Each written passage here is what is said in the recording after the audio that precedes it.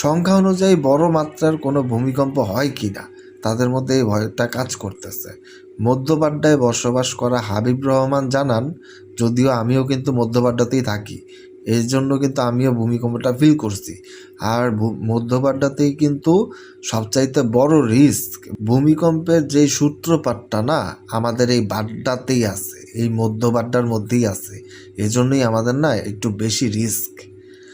তো ঘুমন্ত অবস্থাতেই না ভূমিকম্পটা টের পেয়েছিল সে, হাবিবুর রহমান, মধ্যবাড্ডা যে থাকে। এর আগে গত 1 ডিসেম্বর রাতেই না ঢাকা, চট্টগ্রাম সহ বাংলাদেশের বেশ কয়েকটা স্থানে রাত 12:55 মৃদু ভূমিকম্প অনুভূত হয়। পরের দিন বাংলাদেশ সময় মঙ্গলবার সকাল 7:56 বঙ্গোপসাগর